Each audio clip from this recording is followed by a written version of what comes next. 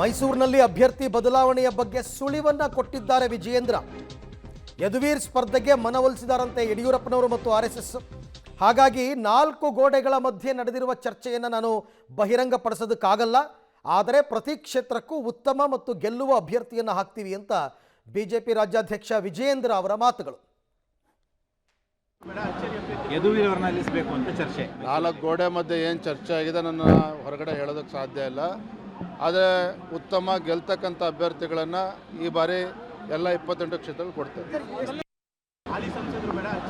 ಯದುವೀರ್ ಅವರನ್ನ ನಿಲ್ಲಿಸಬೇಕು ಅಂತ ಚರ್ಚೆ. 4 ಗೋಡೆ ಮಧ್ಯೆ ಏನು ಚರ್ಚೆ ಆಗಿದೆ ನನ್ನ ಹೊರಗಡೆ ಹೇಳೋದಕ್ಕೆ ಸಾಧ್ಯ ಇಲ್ಲ.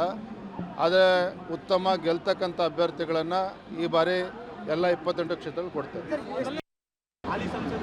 ಅದೇ ನಾನು ಆಗಲೇ ಹೇಳದಂತೆ ಪ್ರತಿಯೊಬ್ಬರಿಗೂ ಕೂಡ ಸ್ಟೇಟ್ಮೆಂಟ್ ಕೊಡಬೇಕಾದ್ರೆ ಅವರ ಲಿಮಿಟ್ಸ್ ಇರುತ್ತೆ, ಎಲ್ಲವನ್ನೂ ಕೂಡ ಬಹಿರಂಗಪಡಿಸೋಕ್ಕಾಗಲ್ಲ.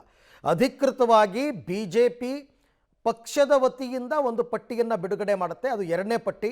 ಆ ಪಟ್ಟಿಯಲ್ಲಿ ಕರ್ನಾಟಕದ ಕೆಲವು ಕ್ಷೇತ್ರಗಳ ಹೆಸರಿರುತ್ತೆ, ಅದು ಬಂದ ಮೇಲೆ ಫೈನಲ್ ಅಂತ. ಆದರೆ ಮೂಲಗಳ ಪ್ರಕಾರ ಮೈಸೂರಿನಲ್ಲಿ ಅಭ್ಯರ್ಥಿಯನ್ನು ಬದಲಾವಣೆ ಮಾಡೋದಕ್ಕೆ ಅಮಿತ್ ಶಾ ಅವರು ಕೂಡ ಒಲವನ್ನು ತೋರಿಸಿದಾರಂತೆ. ಅಂತಿಮವಾಗಿ ಪ್ರಧಾನಿ ನರೇಂದ್ರ ಮೋದಿ ಅವರು ಅದಕ್ಕೆ ಅಂಕಿತವನ್ನು ಹಾಕ್ತಾರಾ ಅಥವಾ ಕೊನೇ ಹಂತದಲ್ಲಿ ಪ್ರತಾಪ್ ಸಿಂಹ ಅವರ ಕೈ ಹಿಡಿತಾರಾ ಗೊತ್ತಿಲ್ಲ. ಮಾತುಕತೆ ಎಲ್ಲ ನಡೆದಿದೆ ಅಂತಕ್ಕಂಥದ್ದು ಕೂಡ ಮೂಲಗಳಿಂದ ಬಂದಿರತಕ್ಕಂಥ ಮಾಹಿತಿ.